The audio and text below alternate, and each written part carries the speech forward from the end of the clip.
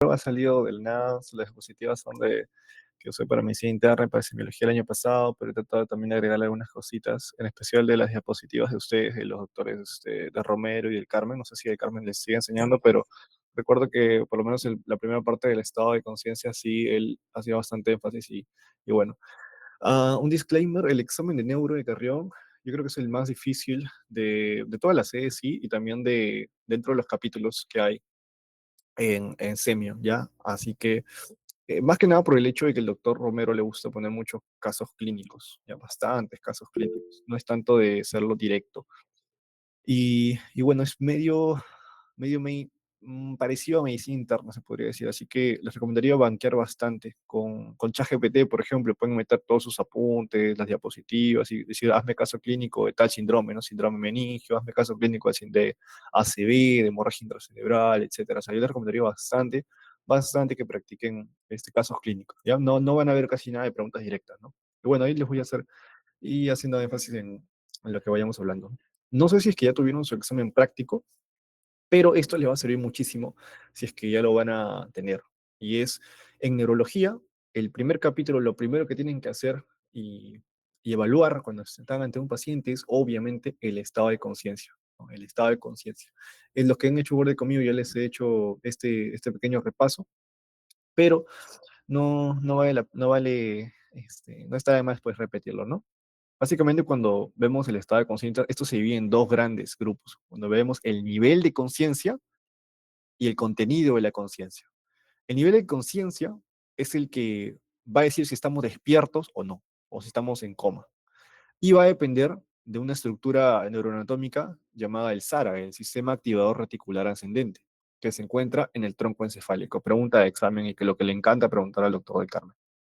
Ahora, según el doctor del Carmen, tenemos 5 niveles de conciencia, que es la lucidez, obnubilación, confusión, delirio, estupor y coma. En la diapositiva está descrito cada uno de estos. Lúcido, o también llamado vigilia, es básicamente nosotros, ¿no? Yo en este momento estoy despierto, estoy alerta, si ustedes levantan la mano, voy a ver quién ha escrito, etcétera, y voy a responder adecuadamente sus preguntas, y no necesito de que me estén tocando o hablando para estar despierto, para mantenerme en vigilia, ¿no? Yo puedo estar en una habitación en blanco, una habitación vacía, sin nada, y aún así voy a estar despierto. Sin embargo, la persona que está obnubilada, según el doctor El Carmen, va a ser aquella que ya tiende a la somnolencia, es decir, de que necesita estar en una conversación para mantenerse activa, o por lo menos con leves, pequeños toques, ¿no? Para que esté atento, si no, va a empezar a dormirse. Pero si tú, por ejemplo, es el típico paciente que está echado en la cama de emergencia y está durmiendo, pero tú llegas, le hablas y ya, como que se despierte ya ese es el nubilado. Y luego, acá hay presten bastante atención, porque para el doctor, tanto del Carmen como Romero, luego de obnubilado no pasa a estupor, como sucede en el libro Argente. Voy a aprovechar en colocar al costado lo que dice el Argente. El Argente coloca de somnolencia, vigilia, somnolencia, estupor de frente, pero no. Acá los doctores lo colocan como confusión y delirio. La confusión sería una persona que está mucho más somnolienta que el paso anterior, sin embargo, tiende a estar letárgico, lento, ¿no? Por eso es que he colocado el ZZZ, un paciente así, ¿no? En cambio, una persona obnubilada, pero ahora con delirio, pues va a estar hiperactiva, va a estar agitada, alucinando, gritando, llamando a la enfermera, a todos los internos que están pasando por ahí. Y es el clásico que lo terminan amarrando, ¿no? Los que han hecho guardia deben haber visto bastante eso. Es el típico paciente con delirio.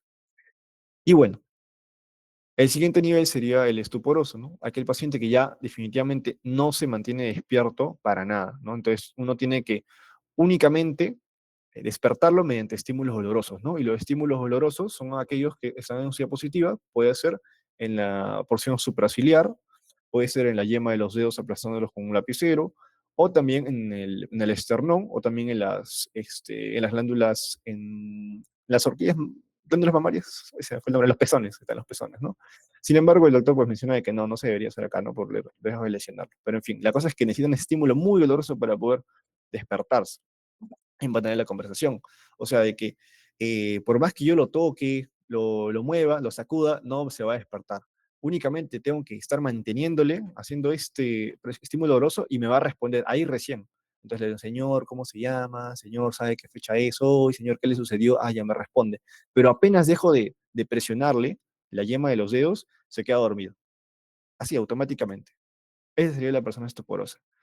Y por último, la persona en coma es aquella que pues no hay respuesta para nada, ¿no? Así le hagas el estímulo doloroso, todo, no se despierta para nada, nada, nada, nada. No hay conciencia y no hay interacción con nada. Entonces, esos serían los 5 niveles según el doctor Ricardo. Importante. Ah, y obviamente esto es mucho más didáctico explicarlo con un paciente, ¿no? Y según el argente, ya coloca, no colocan estos 5, sino colocan estos 4 acá. La vigilia, es lo que estábamos nosotros, somnolencia, que sería pues que necesita un leve estímulo para, táctil o verbal para mantenerse despierto, estuporoso, que necesita estímulos dolorosos, y coma, que ni con estímulos dolorosos despierta. Ok. Y acá viene la siguiente pregunta de examen, que es, ¿cómo evaluamos clínicamente este nivel de conciencia? Mediante la escala de Glasgow. ¿Ok? Esta escala de Glasgow fue creada para fue creada principalmente, inicialmente para accidentes, traumatismos encefalocranianos. ¿Ok? Sin embargo, ya su uso se ha extrapolado a casi todas las esferas de la semiología en cualquier especialidad. Y básicamente vamos a evaluar 3 esferas, ¿no? La esfera ocular, la respuesta verbal y la respuesta motora. También pregunta de examen saber eso. La respuesta ocular consta de cuatro, 4 puntos. Tienes que memorizarte los puntos, ¿ya?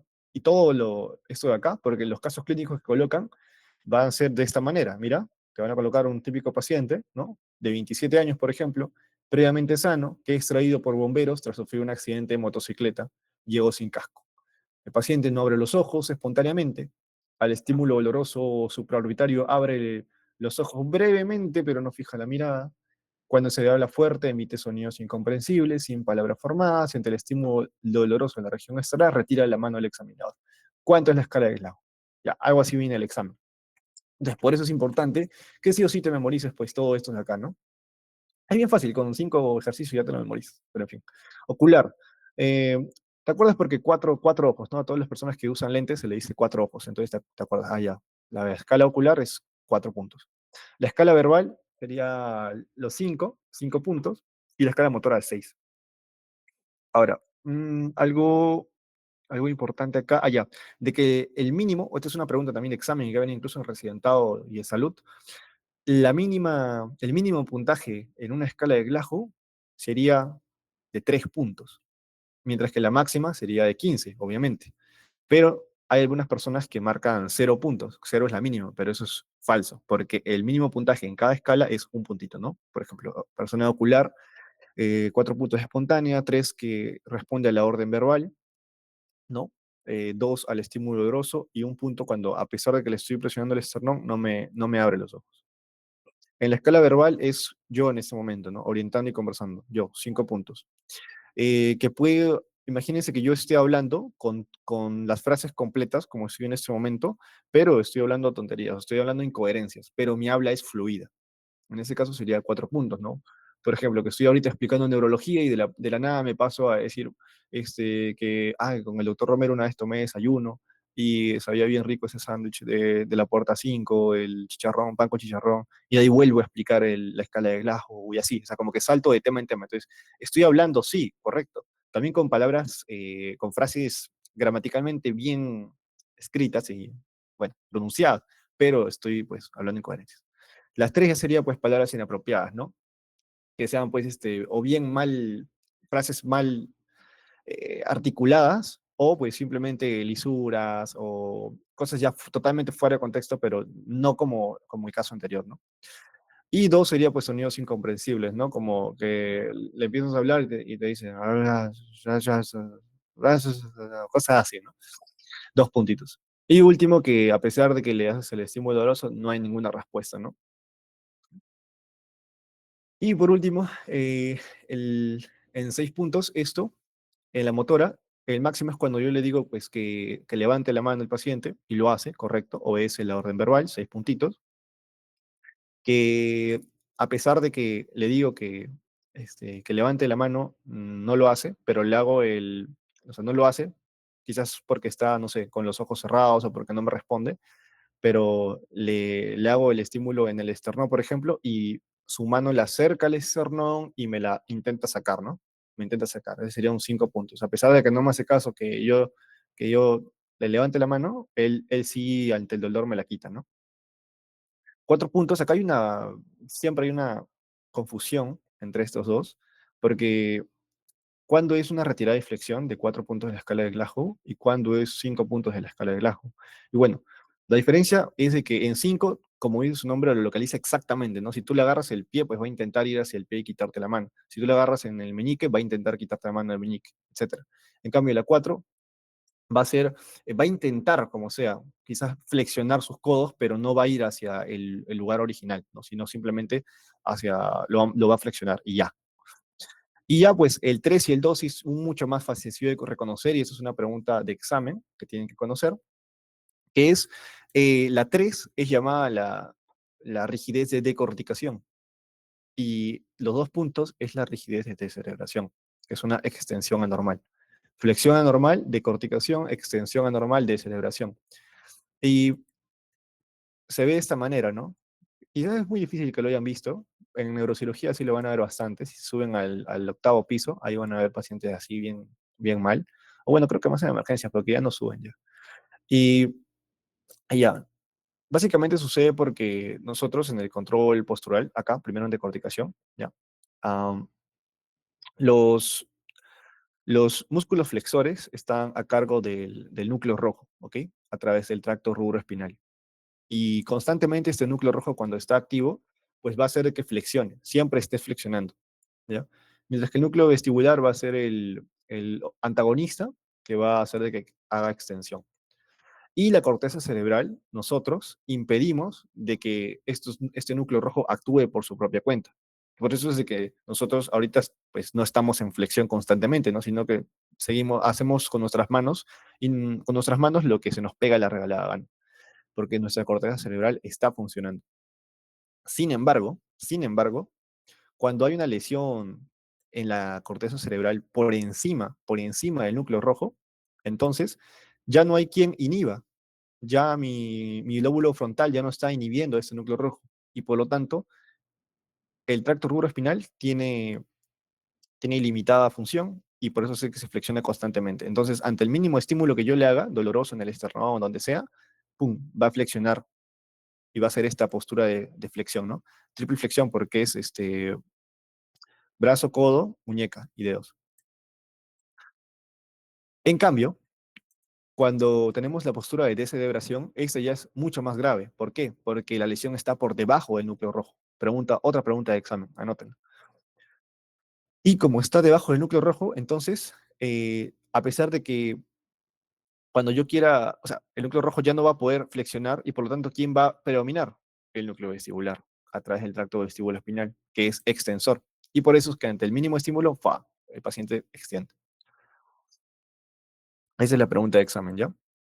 Lesión por encima del núcleo rojo, decorticación. Lesión por debajo del núcleo rojo, descerebración. 2 puntos, triple extensión. Y es más grave, obviamente. Y por último, cuando yo le hago pues el estímulo doloroso y no me emite ninguna respuesta. Eso sería pues 1 punto en la escala de Glasgow, ¿no?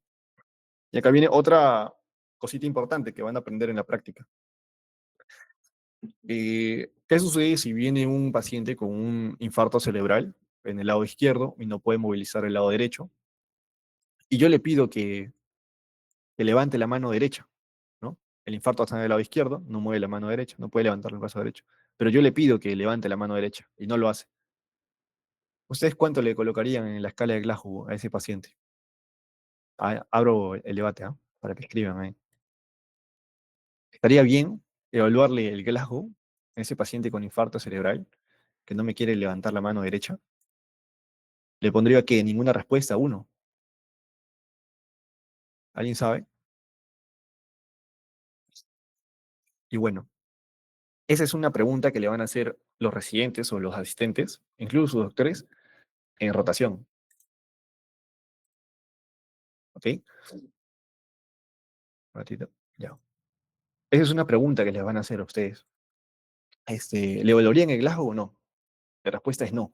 El Glasgow tiene ciertas condiciones, que es, por nada del mundo, no aplica en pacientes que tengan un ACV, por ejemplo, o algún problema motor, no sé, tenga una fractura reciente del brazo derecho, yo no le voy a pedir que levante la mano derecha, ¿no? Ah, ya, no me levanta, no, ninguna respuesta, no, pues. Entonces, ese es lo importante, ¿ya? Por eso es que inicialmente fue destinado únicamente para perdón, traumatismo encefalocraneal, en fin. Eso es lo primero que tienen que saber, ¿ya? Y algo importante, importantísimo también, creo yo, es, ¿dónde está? Ya, el concepto de coma. El concepto de coma, según el doctor del Carmen y el agente, obviamente es lo último, ¿no? De ahí. Pero el doctor Romero les menciona de que tiene 4 características que deben sabérselo. Primero, que es un trastorno del nivel de la conciencia, como hemos hablado. No es conciencia, es nivel de conciencia. Es agudo, eso es lo más importante, agudo.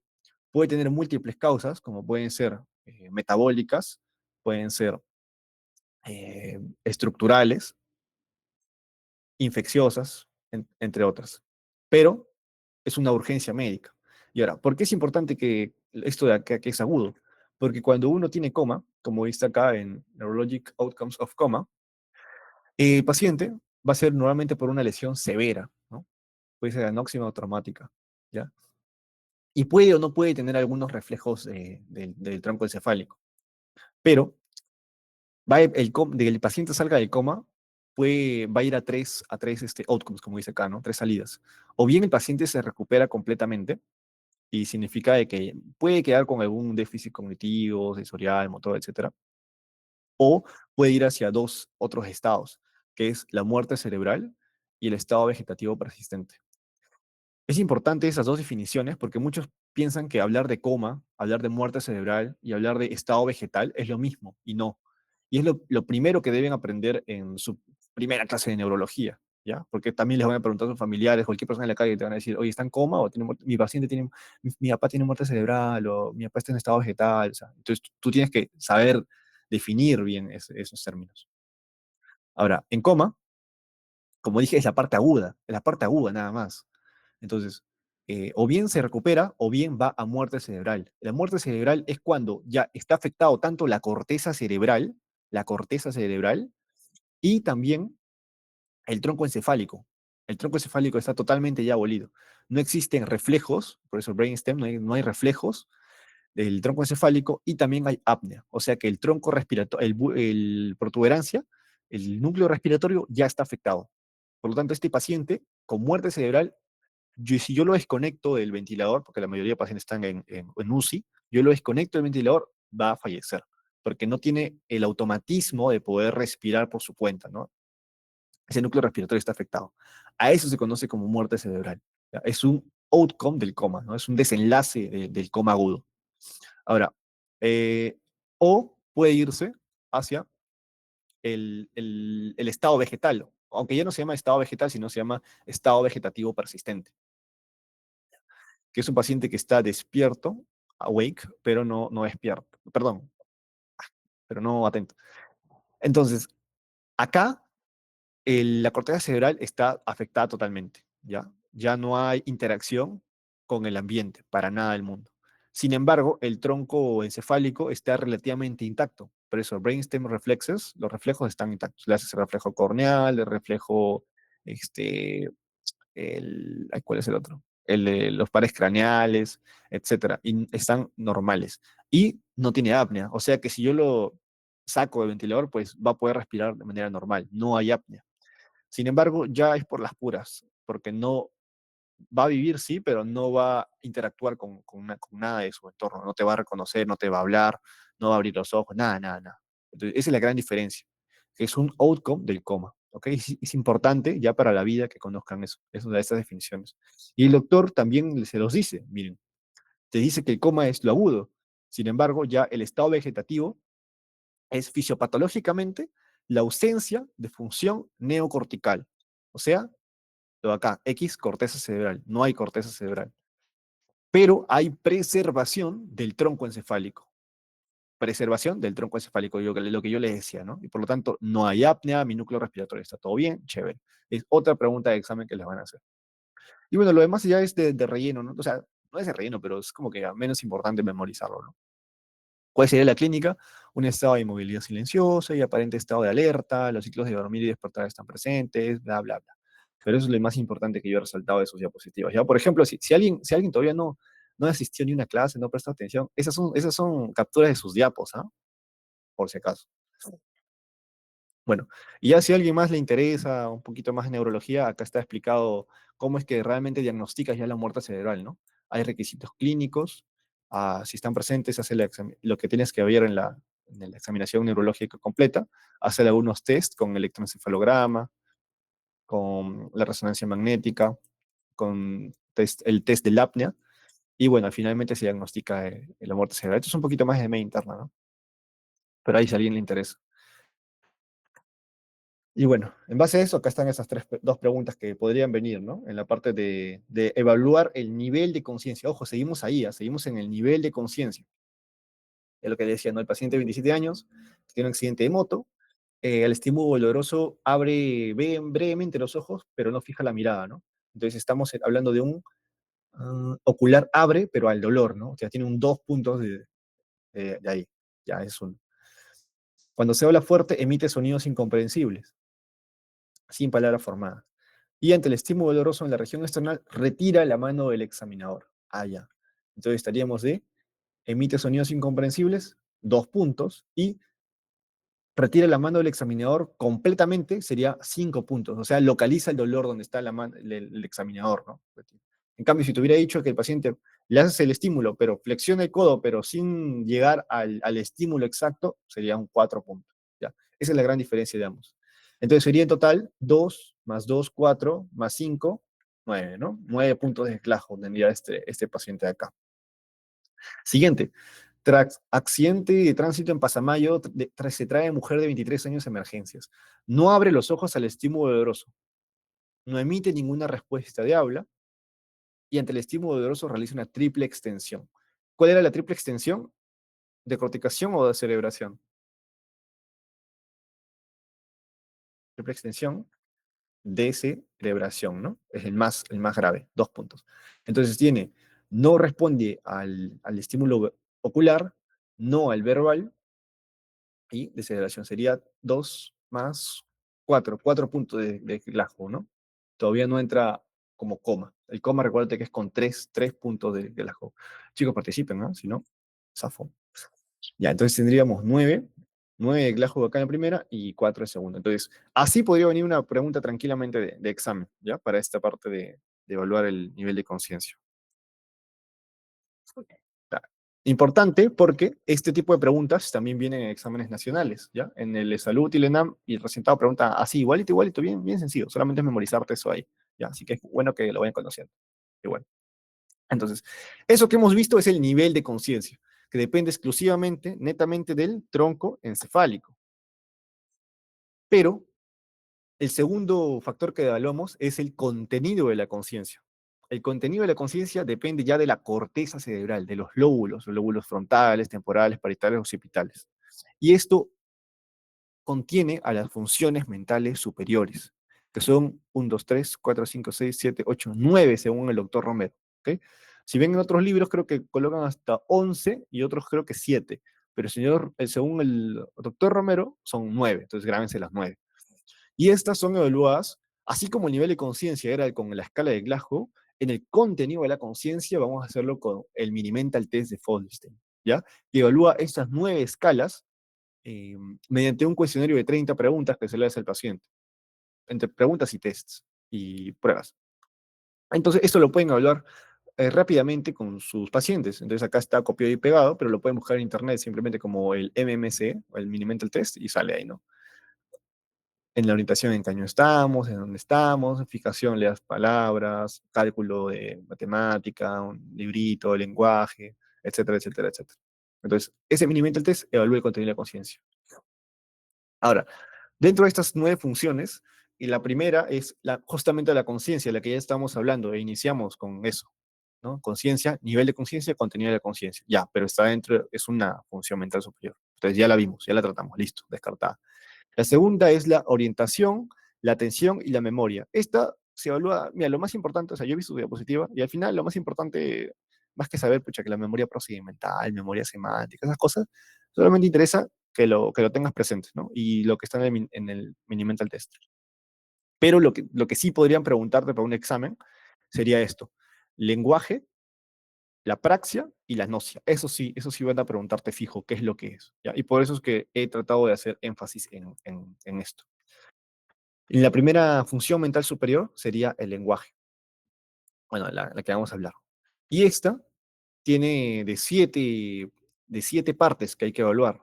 La fluidez, que es el paciente habla de manera continua, sin pausas excesivas ni esfuerzo. La prosodia, que es la entonación y el ritmo, o sea, lo que estoy haciendo ahora. La comprensión, y esto es importante porque hay pacientes, por ejemplo, creo que con Parkinson o esclerodermia, creo que ambos, Parkinson y esclerodermia, que tienen una prosodia, tienen una habla monótona, ¿no? Es como que te hablan siempre en el mismo tono, así como yo te estoy hablando en ese momento, sin variar, sin aumentar nada, ya así esos hablan así monótono. En cambio, eh, como yo, bueno, a lo largo de esta ponencia, pues siempre subo y bajo la entonación, ya eso sería una prosodia, pues podría ser entre buena, excelente, algo así, ¿no? La comprensión, que sería la capacidad para entender órdenes, frases, preguntas. La repetición, importantísima, porque vamos, en base a esto, hay un cuadrito, seguro de haber visto en ambos, el círculo que habla sobre afasias corticales, afasias transcorticales, afasias mixtas, etc. Ahí entra mucho en juego la repetición. La nominación, la capacidad para nombrar objetos o imágenes, es decir, cómo se llama algo, ¿no? Decir que esos perros, le señalo un lapicero y que me diga la persona es un lapicero, etc. El spam verbal. Y por último, las parafasias, ya. Este sí es importantísimo que lo sepan, ¿ya? ¿Qué es una parafasia? Son errores al hablar. Pueden ser fonémicos, o sea, cambiar sonidos. Por ejemplo, en vez de decir una taza, decir una casa. O pueden ser parafasias semánticas, que es cambiar palabras, ¿no? Un perro por un gato, algo pues, ya pues ilógico. Entonces, ¿qué pacientes tienen parafasias? Aquellos con afasias de Wernicke, ¿no? Y al doctor le encanta preguntar eso. Le van a poner, le va a poner un caso clínico, ¿no? Con un paciente con accidente de motocicleta, no sé, y que luego al examinarlo tiene le pones el glajo y luego le dice que habla, su prosodia, su fluidez es anormal, sin embargo, tiene parafasias, punto, nada más, nada más. Y si tú no sabes que parafasia es justamente esto de acá, errores al hablar, caes en esa pregunta, ¿ya? Entonces, la parafasia es eso, le pertenece al Wernicke, ya sabes, Wernicke habla fluido, pero no comprende, y el Broca comprende normal, pero no habla fluido, ¿no? Eso es de preuniversitarios, o sea, no tengo que enseñarles. Pero para la parte universitaria acá de neurología, creo que eso sería lo más resaltante, ¿no? El tema de las parafasias, ¿no? Saber eso. Acá está. De todo el cuadrito que les he colocado, lo más importante es que la Broca no tiene y el Wernicke sí. Además de esto de acá, ¿no? El Wernicke no tiene comprensión, nominación ni repetición. Genial. Lo más importante. Luego viene la siguiente función mental superior llamada la praxia, ya que es lo único que tienes que saber de praxia, movimiento, si mueve o no mueve, pero son movimientos ya más complejos, ¿no? No es como en el Glasgow, tú en el Glasgow, eso podría ser una pregunta trampa que yo les pondría. El Glasgow, al estar evaluando movimientos, o sea, movimientos, estaría evaluando praxia, que sería falso, porque la praxis son movimientos automáticos que uno hace habitualmente. El mejor ejemplo, vestirse, ¿no? Uno cuando se viste, uno no piensa cuando se está poniendo la camisa, cuando está manejando bicicleta, cuando está abriendo la puerta, la llave, está comiendo, se lleva la cuchara a la boca, cuando cocina, etcétera. A veces son movimientos que uno no lo piensa, son automáticos. Y eso es una función mental superior. Y el doctor les ha colocado, eso es un extracto de su diapositiva, hay movimientos intransitivos, o sea, simplemente sonreír, mover la cabeza, tocarse la nariz. Movimientos transitivos, que ya son pues acciones más complejas, con intenciones, como es encender una bujía, hacer un nudo, sellar una carta. Y imitativos, que es imitar el gesto de un observador. Y por último, praxias constructivas, que ya es pues dibujar, ¿no? Eso ya es cosas más, mucho, que involucran varias esferas, varias partes de la corteza cerebral, ¿no? Construcción de rompecabezas, por ejemplo. Entonces, eso es la praxia. La nocia, espero que se haya entendido eso, ¿no? En cambio, la nocia va a ser la capacidad del cerebro para reconocer objetos, ¿ya? Personas, sonidos, estímulos, mediante los sentidos, aunque la vía sensorial está intacta. O sea, ¿recuerdan cuál es la vía espinal que se encarga de sentir el tacto grueso? La vía espino talámica, ¿no? Lateral. Esa es la del tacto grueso. La del tacto fino sería pues la de Golgi-Bullrich, ¿no? Entonces, a pesar de que la vía espinotalámica lateral y la de Golgi-Bullrich estén intactas, esta persona no puede reconocer los objetos, ¿no? Ahora, un ejemplo de una nocia, ojo, la nocia, ay, disculpen, creo que acá puse definición, capacidad para... Allá, la definición sería, acá ojo, la definición sería capacidad del cerebro para reconocer objetos, personas, sonidos, estímulos mediante los sentidos, punto. La agnosia, la definición de agnosia, más bien lo voy a corregir ahora. La agnosia sería, la agnosia sería la incapacidad para reconocerlos, a pesar de que la vía sensorial, la espinotalámica, esté intacta, ¿no? Ahí sí. Pero bueno, ya. Un ejemplo de nocia, por si es que no se entiende, ¿no? Es básicamente el ojo de acá, ¿no? El ojo está tocando una superficie, la toca y sabe que ya, esto es una mesa, ¿no? Es una nocia táctil, lo normal. Nocia es lo normal. Otro ejemplo, que yo miro un perro y dice, mira, efectivamente es un perro. Eso es nocia, normal. Pero ¿qué pasa si es que él lo mira y dice, esto es un caballo? Ya, ahí estaríamos entre una agnosia visual, porque a pesar de que su vía visual está correcta, está intacta, en el cerebro, al momento de interpretarlo, lo está reconociendo incorrectamente. Ahí hablamos de agnosia, a diferencia de la praxia. La praxia serían pues los movimientos que no lo hacemos. Que es la primera gran diferencia que tienes que llevarte para el examen. Nocia, agnosia y apraxia, cosas distintas. Otro ejemplo, ¿no? Cuando vemos el rostro de una persona, nosotros decimos, ya, por su rostro este señor de acá es el doctor Fernández, ¿no? Es el jefe del capítulo de semiología del Hospital Nacional de Niñas y Carrión. Entonces, es una gnosis, es algo correcto. Pero ¿qué sucedería si es que yo lo miro y digo, no, el de acá es el presidente Gerí, el presidente del Perú? Entonces es una agnosia, porque estoy algo incorrecto. Y específicamente, si es que yo me equivoco en reconocer caras o personas con las que yo tengo relación, entonces estamos hablando de una propasognosia, ¿ya? Entonces, dentro de las agnosias hay muchas. Hay agnosias visuales, asomatosagnosias, agnosias auditivas, entre otras. Hay una larga lista, y acá está el extracto de la diapositiva del doctor Romero. Pero simplemente lo que yo quiero que sepan es agnosia, ¿no? ¿Cuál es la diferencia entre agnosia y apraxia, ¿no? Apraxia sería pues la incapacidad para hacer otros movimientos habituales que tenemos. Espero que se haya quedado claro con eso acá. Y bueno, ahora que ya hemos mencionado las funciones mentales superiores más importantes, que sería la conciencia, un nivel de conciencia y el contenido de la conciencia, el lenguaje y la praxignosia, que eso sí viene, ya pues podemos decir algo de acá. Lo había colocado. Acá está. Acá está. El doctor Romero lo que ha hecho en una diapo es integrar los trastornos del nivel de la conciencia, como es la vigilia, obnubilación, confusión, estupor y coma, integrarlos con las funciones mentales superiores, ¿no? La atención, la orientación, la memoria, la percepción, están acá, ¿no? El pensamiento, creo que es percepción, el pensamiento, bueno, vea, qué raro. Bueno, funciones mentales superiores y sumado a algunas otras cositas como es la agitación psicomotriz, la percepción. Y el NR, la verdad es que no sé a qué se referirá. Si alguien estuvo en clase, lo puede escribir por ahí.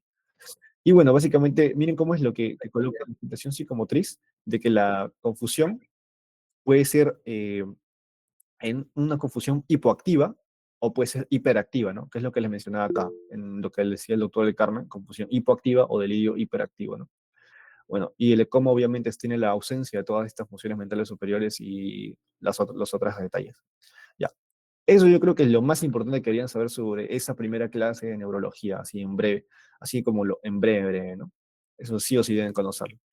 Luego ya si quieren pueden indagar más, si quieren grabarse todos los tipos de diagnosia, pucha, adelante, usen inteligencia artificial para poder ahondar más en ello. Bueno, luego viene el segundo tema de su sílabo, es los nervios craneales.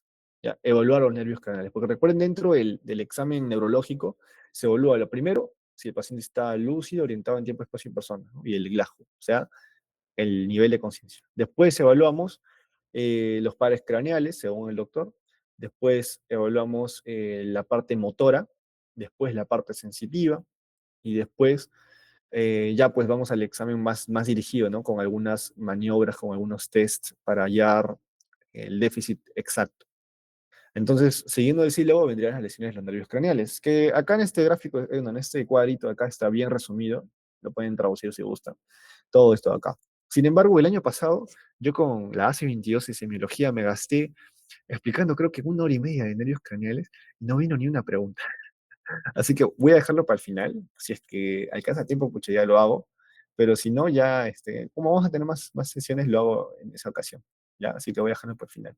Pero ahí lo pueden leer, está bien bonito.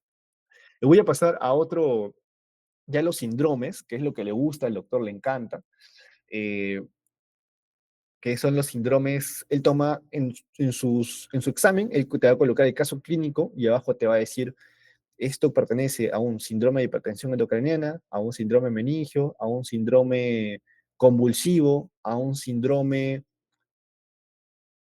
no sé, o te pone apraxia, agnosia, algo así. Es como que a él le gusta ese tipo, síndrome de primera motoneurona, síndrome de segunda motoneurona, ese tipo de síndromes le encanta a él. Entonces es importante que se graben por síndromes, ¿ya? Acá en neurología por lo menos sí, bastante. ¿Ya? Bueno, para empezar, definir qué es la palabra síndrome, ¿no? Ese conjunto de signos y síntomas, ¿ya? Y en este caso, por ejemplo, un síntoma sería la cefalea. Tenemos cefalea y vómitos explosivos, dos síntomas. Y un signo sería el papiledema, ¿no? Y el trastorno de sensorio, son dos signos. Entonces tenemos un síndrome. El síndrome, el famoso síndrome de hipertensión endocraniana. ¿Qué sucede? Para empezar, ¿por qué se conoce como hipertensión y por qué endocraniana? Bueno, así como tenemos hipertensión arterial, también el cerebro, el cráneo, tiene su presión, su pic normal, ¿no? Que es hasta 15, hasta 20, ay, se me fue el dato, a ver. Sí, entre 5 y 15 es la presión intracranial normal. Es lo normal. Y está dado por la triada de Monroe-Kenley, ¿no? Que es que tenemos las partes de los fluidos, que es el venoso arterial, el volumen arterial, la masa encefálica cerebral y el líquido cefalorraquídeo. ¿Ok? Tenemos esos tres conviviendo en armonía. Es lo normal. Pero, ¿qué sucede cuando empieza a haber algo que ocupa más espacio, algo que aumenta? Por ejemplo, una masa, un tumor cerebral.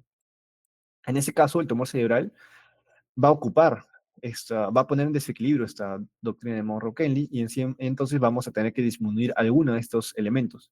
Entonces, lo primero a disminuir sería pues el líquido cefalorraquídeo y el drenaje venoso, el volumen venoso. Pero conforme esta masa crezca y crezca y crezca, obviamente ya va a empezar a desplazar todo y ya no vamos a poder desplazar cerebro, ¿no? O volumen arterial, porque si no se moriría. Entonces ahí empiezan a descompensarse una presión intracraniana elevada y empiezan pues obviamente los síntomas, ¿no? Bueno, desde acá en realidad empiezan los síntomas. Y el síntoma más predominante va a ser obviamente los dolores de cabeza, la cefalea, por esta distensión de las meninges que, que van a generar pues una característica que es un dolor que no va a ser con analgésico, ¿ya? Que va a despertar al paciente de noche.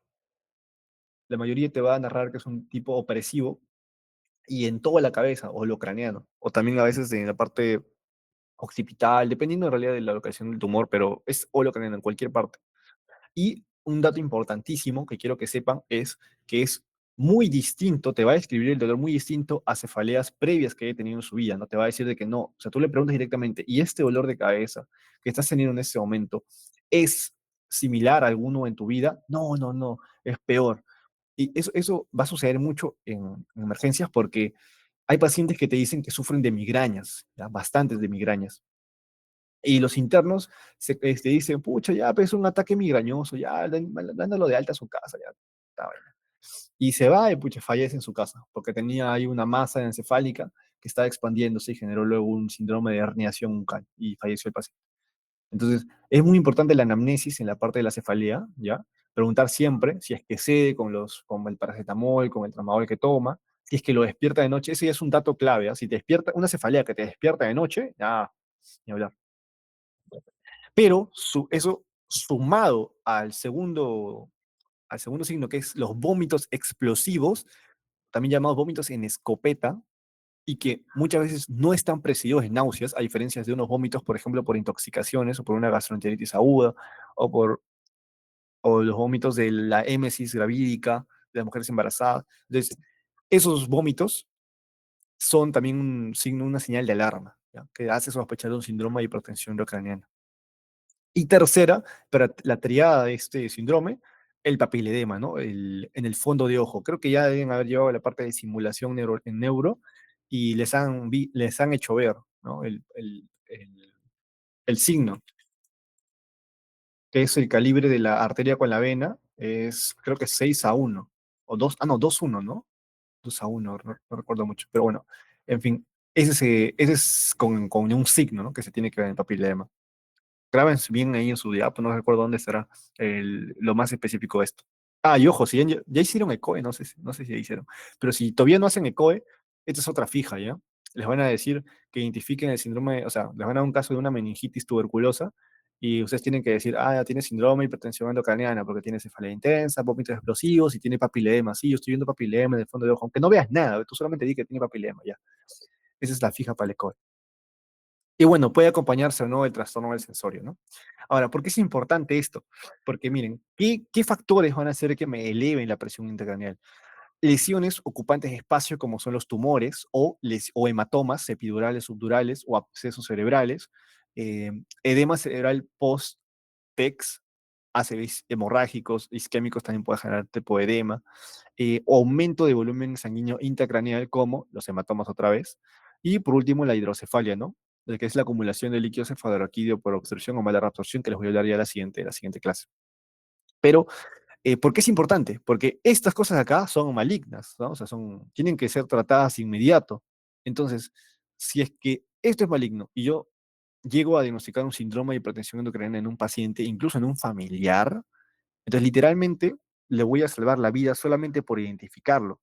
Por eso es lo que yo te he escrito acá, es de que esto es lo que sí o sí debes saber como estudiante de medicina de tu rotación de neurología de sexto ciclo. Porque con esto puedes salvar una vida, incluido la de tus familiares. Imagínate que tu mamá hoy en la noche terminas tu repaso y le dice que le duele la cabeza. Tú lo primero que tienes que hacer ante un dolor de cabeza es no dejarlo pasar, sino hacerle una correcta anamnesis de tu familiar. Mamá, mira esto, tómate un paracetamol, dale, no le calma, le despierta de noche, le huele toda la cabeza horrible y es distinto a cefaleas previas y encima vomita, ya pues. Entonces, obviamente es una señal de alarma que tienes que llevarlo pues a emergencias, ¿no? Entonces, identifica esto, mira cómo es que algo tan simple como esto puede servir bastante. Bueno, más semiología, la triada de Cushing, esta es otra fijaza, ¿no? Eh, ojo, es distinto la triada de hipertensión endocraniana, esto acá, diferente a la triada de Cushing.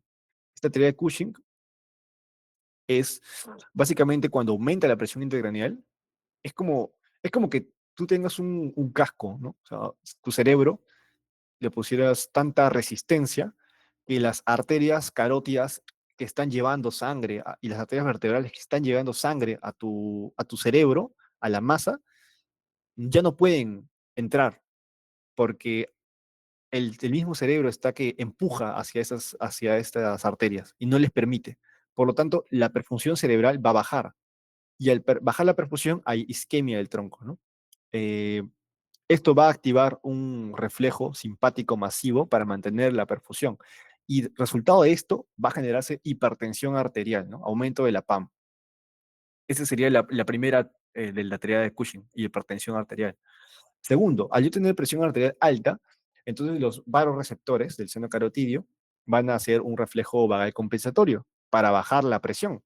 Pero como no pueden bajar la presión porque matarían al cerebro ya que está con baja perfusión cerebral.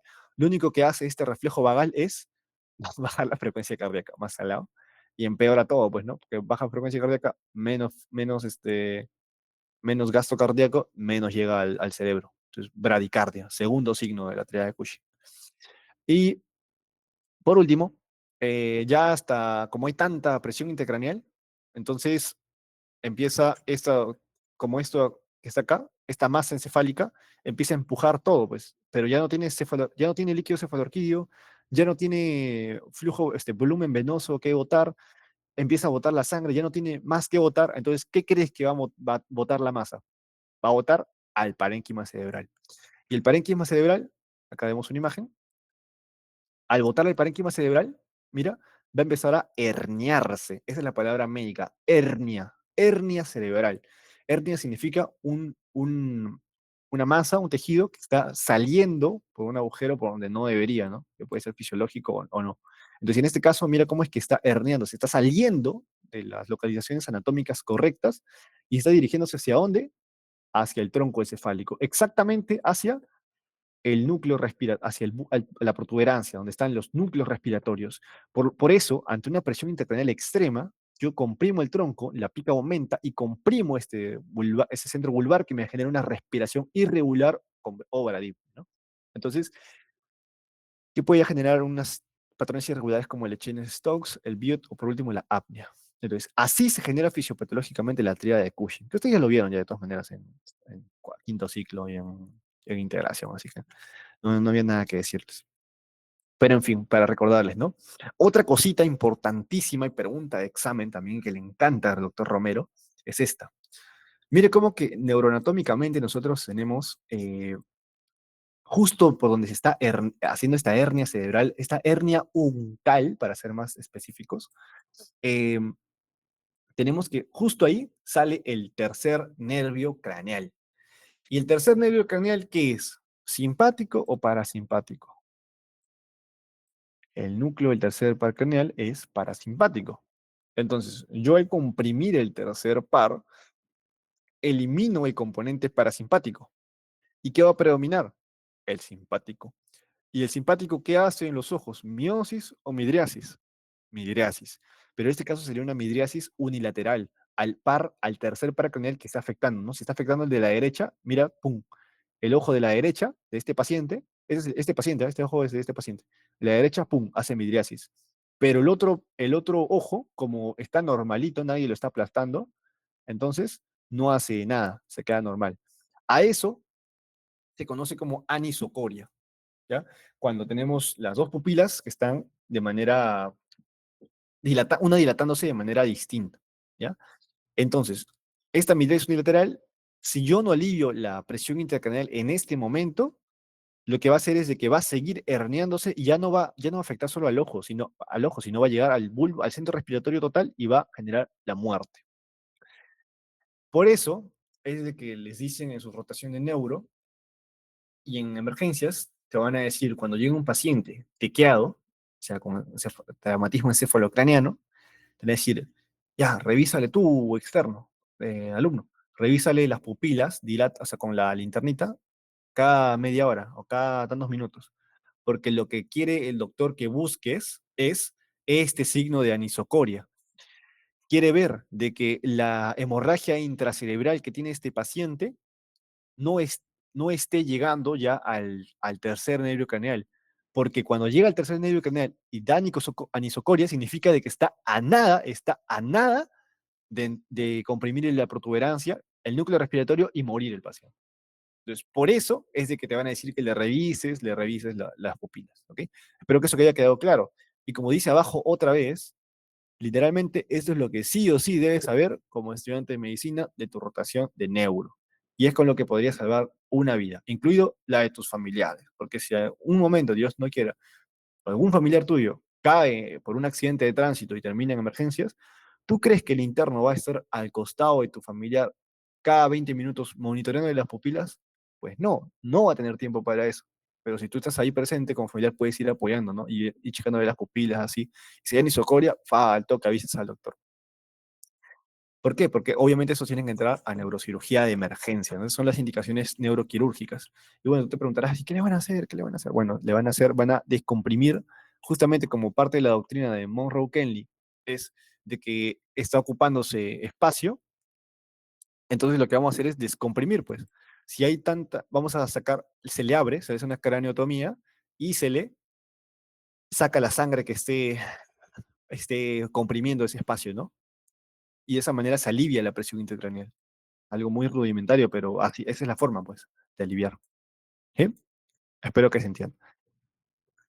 Neurocirugía de emergencia. Y ahora, anda, ya. Ahora, acá tengo algunas preguntitas que les van a poner. Quizás les pongan. Bueno, así no, la verdad es que así no viene, ¿ya? Al doctor no le gusta poner así, no le gusta, ¿no? Para él es muy directo, pero les pongo ahí para que repasen, ¿no? A ver, el signo clínico más temprano de la hipertensión endocraniana, ¿cuál es? A ver, si alguien responde.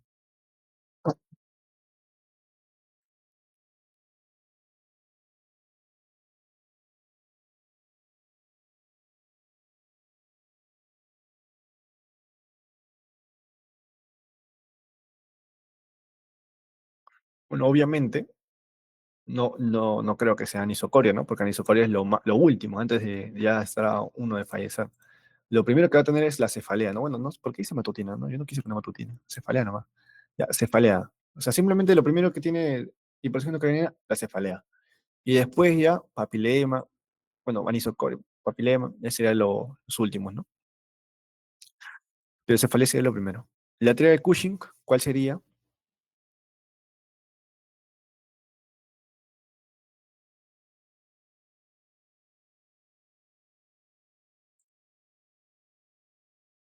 Hipertensión, bradicardia, bradimia. Sí, correcto, la B. Ajá. Gracias a que me escribió por WhatsApp. Nadie. En la herniación uncal, el hallazgo clásico va a ser una herniación uncal, sería esto de acá, ojo, la herniación uncal, hacia el tercer nervio canal. Una midriasis ipsilateral, ¿no? Porque es justo esto de signo anisocoria. Quinto, en hipertensión endocraniana, los vómitos suelen ser, Un proyectil. exacto. Seis.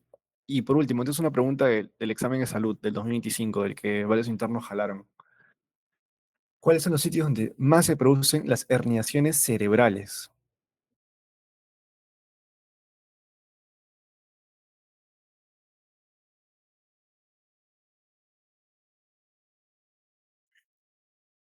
Y esta pregunta salía únicamente si es que en algún momento de tu carrera viste una imagen de herniación cerebral. Porque siempre te colocan la herniación uncal, o sea, de la amígdala, que es esta de acá. Porque la amígdala es la que comprime al fin y al cabo el tercer par craneal y luego la protuberancia, y es por el motivo por el cual terminan viendo anisocoria, ¿no? Es la típica imagen, ¿no? Esta es la primera imagen que vi en internet. Entonces, si algún momento de tu vida viste eso, esta imagen, tú buscabas la alternativa que tenga la palabra uncal porque esa sí es fija. Y bueno, la que hay es la B, ¿no? La subfalfacina, uncal y tonsilar, que bueno, ya luego lo verán, pero en fin, lo único que quiero con esta pregunta es que vean de la herniación uncal o de la amígdala, es una de las muchas, de las más frecuentes, ¿ya? La B, ahí. Y bueno, ¿cómo pondría haber una pregunta del doctor Romero sobre esto? Le va a colocar no sé, un paciente que viene con después de un accidente de motocicleta, ¿no? Les pone el glajo, ¿no? Todo el glajo, y le dice de que está con cefalea intensa, que no cede con analgésicos, no le permite conciliar el sueño, tiene vómitos que no son precedidos de náuseas en proyectil y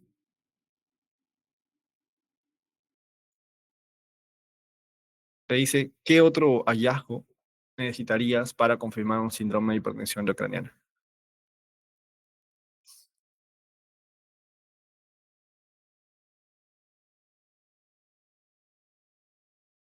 Te repito, ¿no? Un paciente con un accidente de moto que viene con cefalea intensa, que no cede con analgésicos, no permite conciliar el sueño, tipo opresivo, con vómitos explosivos. ¿Y qué otro hallazgo clínico o qué signo clínico necesitarías para confirmar para tu síndrome de hipertensión endocraniana?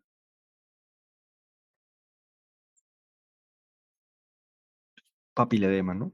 Que sería parte de de este espectro de hipertensión endocrinal. Esa sería la clave. O también les puede poner de frente, ¿no? Para que marques qué síndrome tiene el paciente. ¿Ya?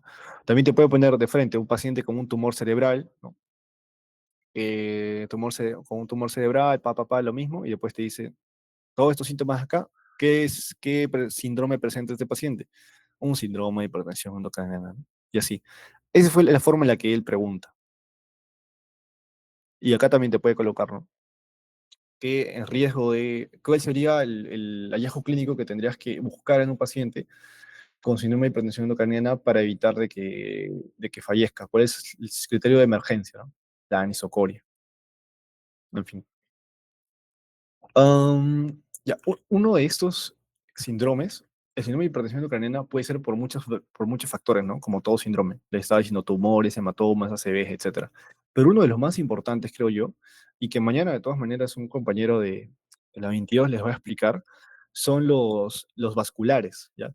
Las hemorragias intracerebrales, las hemorragias subaracnoideas, ¿ya? Son las más frecuentes. Sin embargo, la que yo quiero que se lleven hoy día, por lo menos, porque estamos en esta línea de qué es lo que estudiante de medicina se tiene que llevar, sí o sí, de neuro, es este de acá. La hemorragia subaracnoidea es la colección en el espacio subaracnoideo, obviamente, ja. Pero puede ser de dos tipos. Puede ser traumática o no traumática. En neurocirugía tú vas a ver la traumática, pero en neurología clínica, la no traumática. Y esta puede deberse a dos causas por un aneurisma intracraneal roto. Un aneurisma es nada más que una dilatación de la capa media de las arterias, ¿ya? Como está acá, mira, una bolita, que esta bolita recibe tanta presión, y justamente el factor de riesgo más importante para que se rompan los aneurismas es la hipertensión arterial, y ¡pum! Explota. Y al explotar, genera hemorragia al espacio subaracnoideo. El aneurisma más frecuente y descrito se conoce como el aneurisma sacular o de Berry. Y otra causa de que se rompan es las malformaciones arteriovenosas, ¿ya? Las malformaciones arteriovenosas son, como dice acá, son arterias y venas que están conectadas entre sí, hacen un enmarañado horrible, como está acá, y se tienden a romper, obviamente, por la presión sanguínea. Y ¡pah! Bueno, obviamente, estos dos de acá, tanto el aneurisma como la malformación arteriovenosa, son asintomáticos. O sea, tú en este momento que me estás escuchando, puedes tener un aneurisma ahí en tu cerebro, pero no sientes nada. Y tampoco lo vas a sentir, incluso capaz te mueres con ese aneurisma y ni te das cuenta. A los 90 años te mueres de diabetes. Pero si se rompe, es una de las causas más frecuentes de muerte juvenil, ¿no? Bueno, en la parte neurológica hablando, ¿no? Luego de los TEC. Ahora, esos aneurismas pueden estar, la ubicación más frecuente es en la arteria cerebral media, de acá. Y el aneurisma de la arteria comunicante posterior son los más mortales, más que nada por la dificultad neuroanatómica de operarlos y también hacer la embolización y corregirlos. ¿Ya? ¿Qué más? La clínica, lo que interesa para ustedes. ¿Ya? Y acá voy a mezclar dos síndromes, el síndrome de hipertensión endocraniana y el síndrome meningio. Esa es otra pregunta de examen. Cuando un aneurisma de esto se rompe, el paciente lo va a describir como el peor dolor de su vida. ¿Ya? Es un inicio súbito, de un momento a otro. Yo estoy acá explicando mi clase y de la nada, ¡pam! Comienzo a gritar de dolor porque de un momento a otro me ha venido un dolor horrible. Una cefalea de 10 de 10 de intensidad. ¿Ya? También se describe como dolor en cabeza en trueno. ¿Ya? Así lo colocan en los exámenes también. Es uno. Dos, vómitos explosivos, ¿no? O sea, un síndrome de hipertensión endocraniana. Pero sumado a un síndrome meningio, a un meningismo. ¿Qué es el síndrome meningio? El síndrome meningio es la irritación de las meninges, ¿ya? Y el síndrome meningio puede ser debido a una infección, como puede ser las meningitis bacterianas, las meningitis virales, la meningitis por hongos, que seguro ya vieron, o puede ser, en este caso, irritación de las meninges de causa inflamatoria. Y cuando yo le hago la punción lumbar, que ya deben haber visto que es la punción lumbar, es negativo a infección. Me sale que no hay ninguna, los neutrófilos están bien, la glucosa está bien, las proteínas están bien, no hay infección, descartado. Pero tengo los signos del síndrome meningio. ¿Cuáles son los signos del síndrome meningio? Kernick y Brusinski. El síndrome meningio, voy a aprovechar para hablar de esto, como hay irritación de las meninges, lo que yo busco en el examen físico es justamente provocar que se estiren estas meninges, ¿no?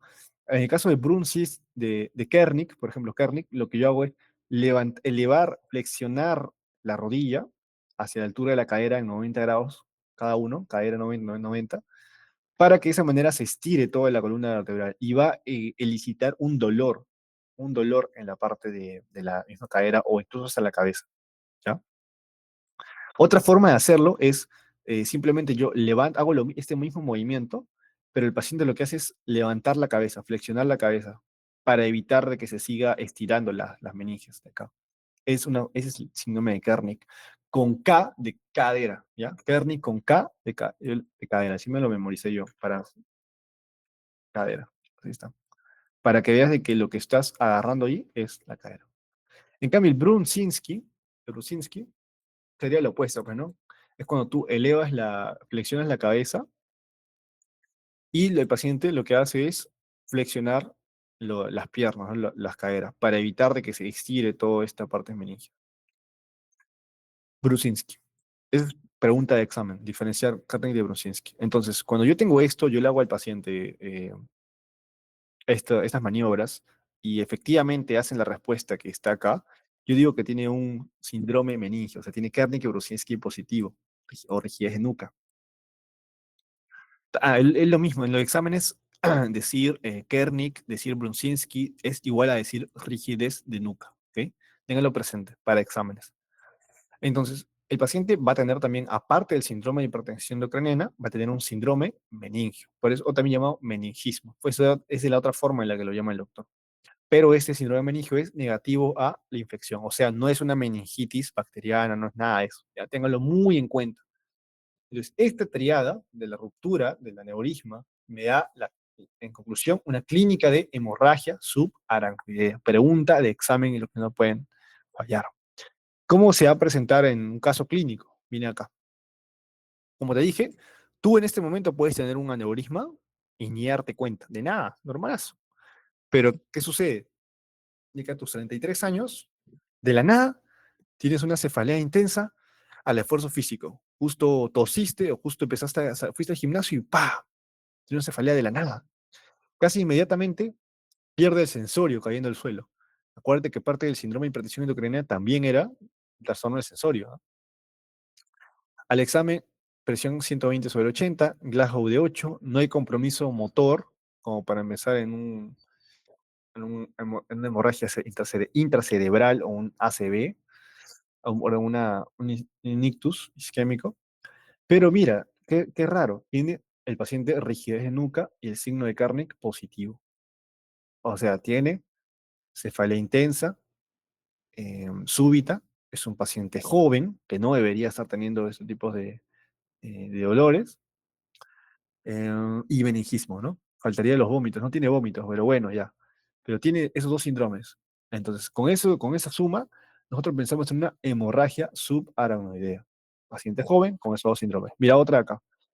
Mujer de 38 años, puede ser tu familiar, acude a emergencias por un fuerte dolor de cabeza. Hace una hora sufrió uno repentino, lo describe como el peor dolor de su vida, luego estuvo vomitando intensamente en escopeta, el examen físico Kernig, Brusinski positivo, las pupilas son iguales y reactivas a la luz, o sea, todavía no hay problema con eso.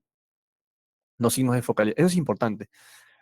Focalización, el síndrome de focalización, no sé si lo han llamado en sus clases síndrome de focalización, pero bueno, es básicamente cuando tú lees signos de focalización significa de que en un foco cerebral hay una lesión, por ejemplo, en el lóbulo frontal, en la corteza motora derecha, ¿no? ¿Sí? Entonces, si yo tengo una lesión en la corteza motora derecha, yo por lo tanto tendría un déficit motor izquierdo. Entonces yo estoy focalizando una parte de mi cuerpo por un foco en el cerebro. A eso se conoce como un signo de focalización. En este caso, el paciente dice que no tiene signo de focalización, o sea, de que mueve sus extremidades de manera normal. Normalmente así lo llaman en las historias clínicas clásicas de los hospitales, ¿no? Entonces no tiene signo de focalización, cosa que en un caso clínico te descarta que sea, por ejemplo, un ACV isquémico, ¿no? Porque los ACV isquémicos siempre van a cursar con focalización. En el líquido cefalorraquídeo sale sin alteraciones. ¿Por qué te va a colocar el doctor Romero de que el líquido cefalorraquídeo está limpio, porque Kernick y Brusinski es igual a meningismo, y meningismo casi siempre piensas en meningitis, pero si yo le hago la punción lumbar a una meningitis, debería salir con neutrófilos altos o glucosa baja, proteínas altas. Pero acá me sale sin alteraciones. O sea, me dice que esto sin Kernick y Brusinski no es por una infección. Por lo tanto, ¿qué me queda? Dolor de cabeza, más vómitos, más signos meningios. Ah, ya. ¿Cuál es el diagnóstico más probable? Hemorragia subaracnoidea, ¿no? La clave de la C. Entonces, importantísimo. ¿Ya? Espero que haya quedado claro eso de la ruptura.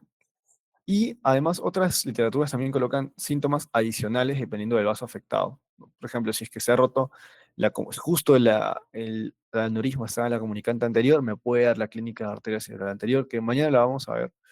Ya mañana la va a explicar en compañero ya la 22, pero es bien sencillo, ¿no? Anterior, más que nada las piernas, ¿no? Predomina piernas que brazos. La clínica de arteria cerebral media predomina déficit facio-braquial. Y la posterior, pues la pérdida visual con preservación del centro, ¿no? Preservación macular. Así igual lo vemos mañana. Y por último, mira, una última para que te quede clarísimo ya. Mira, joven de 19 años, juega partido de fútbol, sintió una cefalea súbita de intensidad 10 de 10, descrito como el peor dolor de su vida. Empieza a vomitar explosivamente. Sus amigos le dicen, debe ser la comida que te cayó mal. Siéntate a descansar. Presenta rigidez de nuca, Brusinski y Kerning positivos, y mientras se reanuda el partido de positivo, el joven descansa. Sin embargo, el dolor no cesa. Se cae del suelo y en los minutos fallece. ¿Cuál es el diagnóstico más probable? Una hemorragia subaracnoidea, ¿no? Así se presentan en personas jóvenes. Y de hecho, o sea, yo tuve un conocido que falleció así, pero bueno, ya. Para que vean. Y acá me pongo más preguntas, ¿cómo es que es salud, recientado? Siempre te preguntan esta patología porque es la que quiere que el interno de medicina sepa. No todos deben saberlo. Y ustedes deben saber salir de su rotación con eso. Ya. Vale. Hasta ahí, síndrome de hipertensión endocraniana. Bueno, y también la hemorragia subaracnoidea un poquito para conversarlo. Ya luego vemos la hemorragia intracerebral y los ACV isquémicos que son importantísimos que los conozcan sí o sí.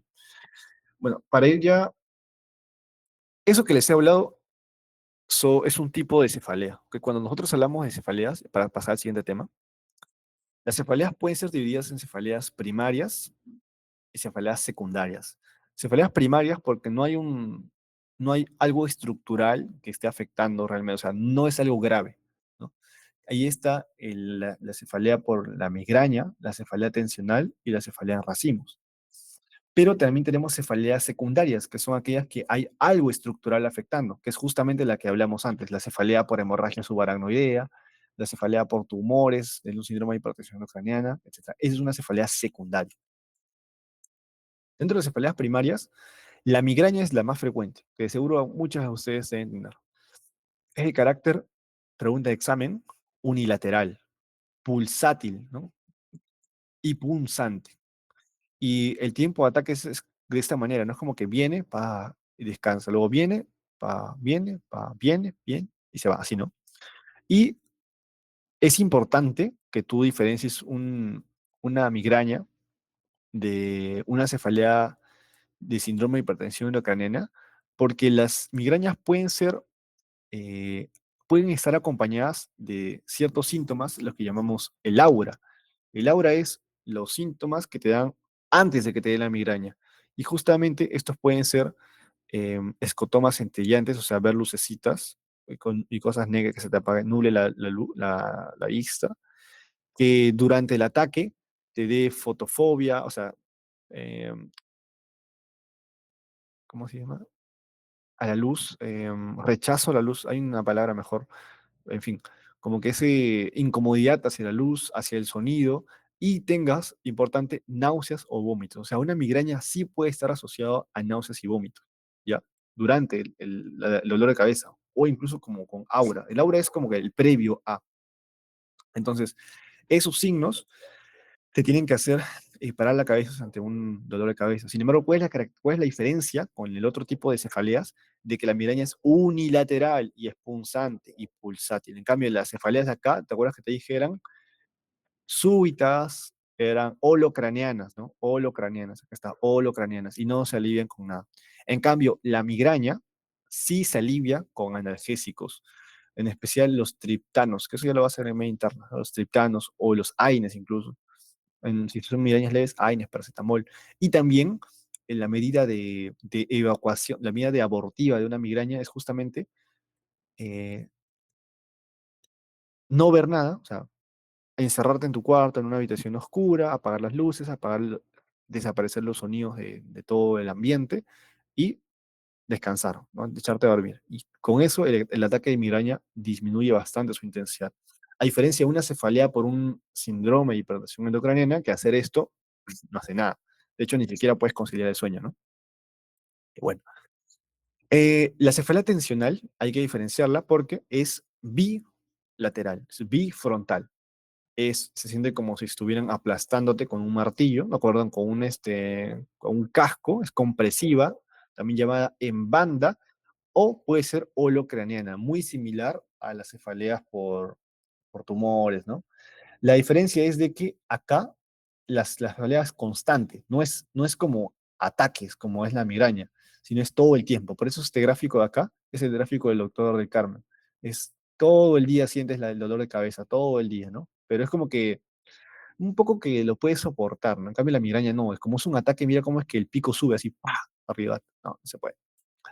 Y puede a veces tener fotofobia o fonofobia, pero eso sí, jamás va a cursar con náuseas, con vómitos o con un aura, o sea, algo que te avise que te va a venir el dolor de cabeza, eso significa aura, ¿no?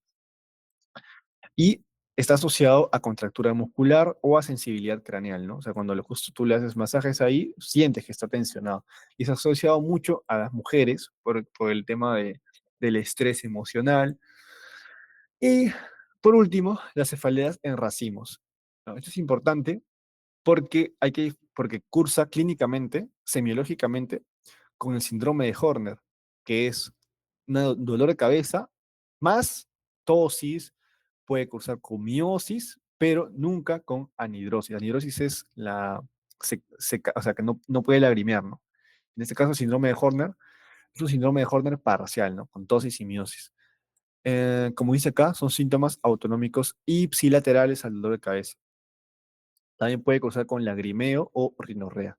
Entonces es importante diferenciar esas tres de ahí. Y en mi examen sí me vino, ¿eh? Ojo, en el examen sí viene cefaleas primarias como caso clínico, ¿ya? Por ejemplo, acá, te va a venir así, acá. Un hombre, así sí te viene, de 25 añitos, que acude al médico debido a un fuerte dolor de cabeza que dura una hora. Todos los días de la semana pasada ha experimentado de 3 a 4 episodios de dolor intenso en la frente izquierda, unilateral.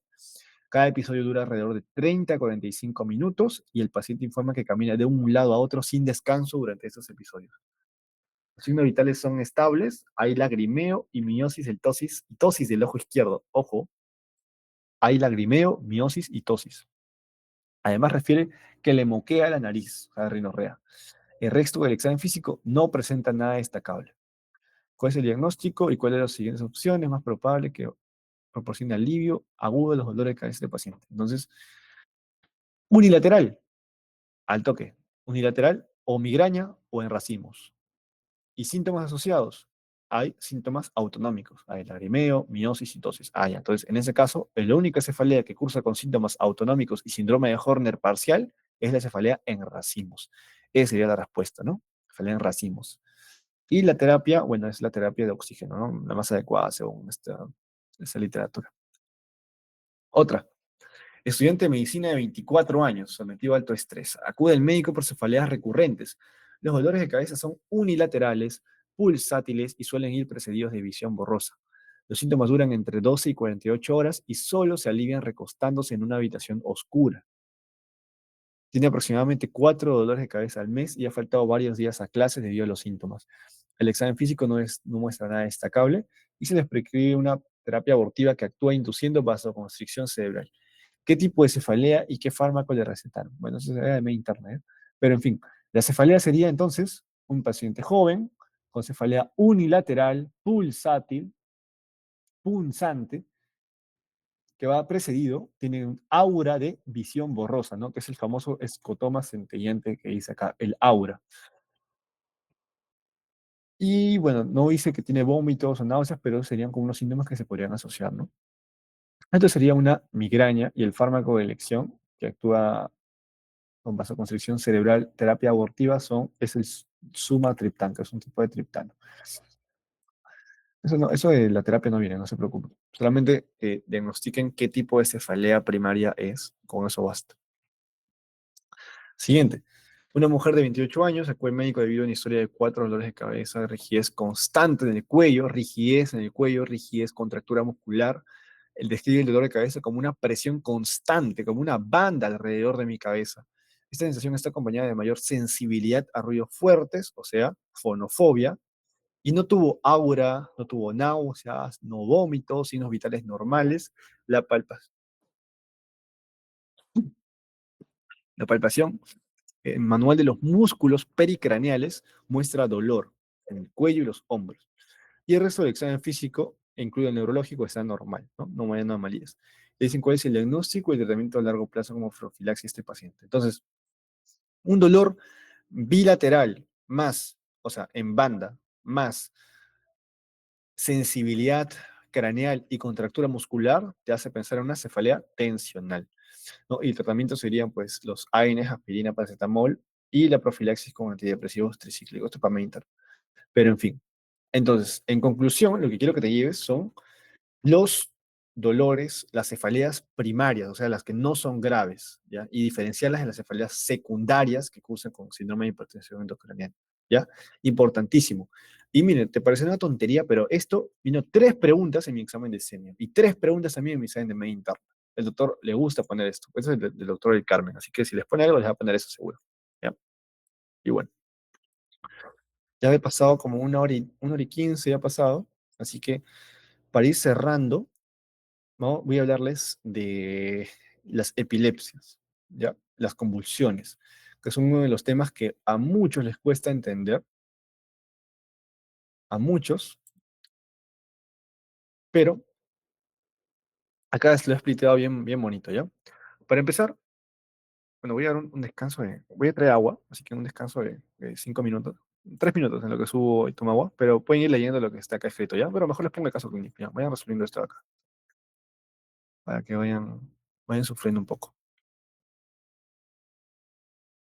Este acá,